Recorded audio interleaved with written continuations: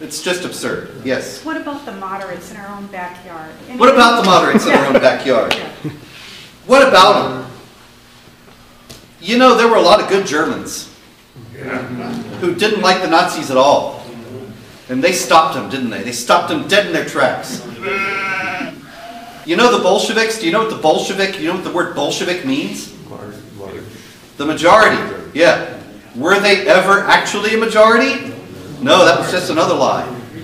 The Bolsheviks were never a majority in the Soviet or the Russian parliament. And certainly never had the support of a majority of the Russian people. They were an organized, energized vanguard that was ruthless and violent and able to control the majority. It's the same thing here. Are there Muslims who just want to go about their lives and have a job and take care of their family and their wife and their wife and their wife and their wife? Yes. And seriously, of course, there are Muslims who just have one wife and, you know, perfectly ordinary folks. Are they doing anything to stop the jihadis? Absolutely not. We hear many times that the Council on American Islamic Relations, this UAE designated terrorist organization, I love that, and these other groups in the United States condemn the Islamic State, condemn the beheadings, condemn all this. Okay, go to any mosque or Islamic school in the United States. Ask any Muslim organization in the United States. Ask them this. What kind of program do you have to teach young Muslims that the understanding of Islam represented by the Islamic State, which you condemn, is wrong? There is no such program anywhere. Anywhere. So yeah, there are a lot of Muslims who are just really nice people who are not doing anything to further the jihad, but they're not doing anything to impede it. The major Muslim organizations in the United States are all Muslim Brotherhood. In the United States, the Obama Justice Department is collaborating with these organizations to win special accommodation for Muslims in schools and workplaces. For example, Disney, you know. Disney, I've never been to Disneyland or those places, but there are a lot of people in costumes, right? Mickey Mouse and all that, and they're around. And this woman, a Muslim woman, got a job there, and they said, here, you have to wear this uniform. And she said, I'm not wearing that uniform, I'm wearing the hijab and the headscarf. And they said, you can't wear the hijab, we have this dress code, all of our customer service people wear this uniform, this is our dress code since 1957. And you see, in other words, they didn't just make it up to harass Muslims. And she said, I will not wear that, I'm going to wear the hijab. And they said, okay, let's transfer you to a job in the back where you won't be interacting with customers because all our customer service people wear this. And she said, nope, I got to be in customer service.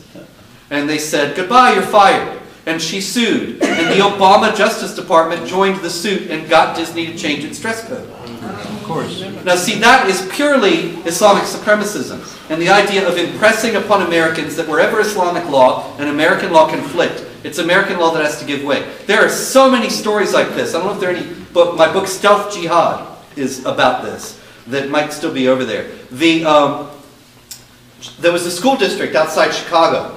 First year student. You ever teach school?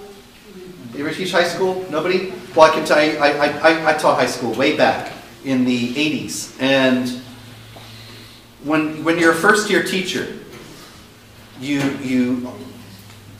first year teachers have no rights anyone is bound to respect. Okay? And I think the Supreme Court said that. And this first year teacher demanded that she get 3 weeks off in the middle of the school year so she could go to Mecca for the Hajj, the pilgrimage. Yeah. And they said, you're a first year teacher. You got summertime.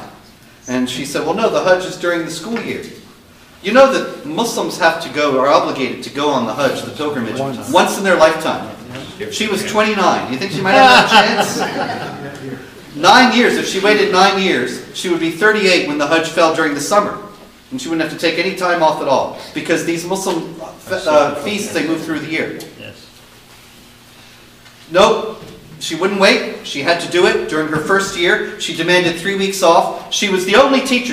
They have a math lab. They didn't have math lab when I was a kid, but they have math lab now. I guess you do math experiments and have math test tubes, you know. Anyway, dissect math frogs. And math lab,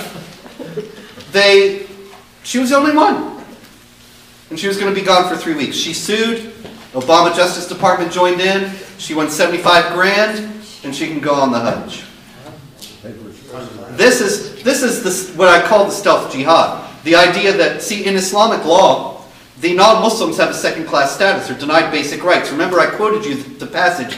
They pay the jizya with willing submission and feel themselves subdued. You don't have equal rights with Muslims in an Islamic state. Even in every last Muslim country in the world today, most of which do not implement Islamic law in its fullness. There is no Muslim country in the world today where non-Muslims have absolutely equal rights with Muslims. There is always something that they do not have. So when they try to do this in the United States, and there are plenty other examples I can give you, they are establishing the same thing. The Muslims have rights that the non-Muslims don't have. J.B. Swift meatpacking plants in Colorado and Nebraska. The Muslims sued. Obama Justice Department joined the suit. They won. So they have break times for prayers during the day. I didn't know this, but meatpacking, it's an assembly line. Like the Ford cars, you know? And I attach the chicken leg, and I guess you detach it. But anyway, it's a disassembly line. And the Muslims are walking off the assembly line, and the whole thing's getting gummed up. And so now the non-Muslims complained and said, you are discriminating against us. We have to work extra hours so these guys can have their special breaks. They lost. The Muslims have the special breaks. That's it. This is the threat inside the United States. It's not so much blowing things up yet, although now we have axe attacks in New York, and there's going to be more of that. But it's this subversion and eliminating and destroying Western civilization from within by our hands and the hands of the believers. It's happening.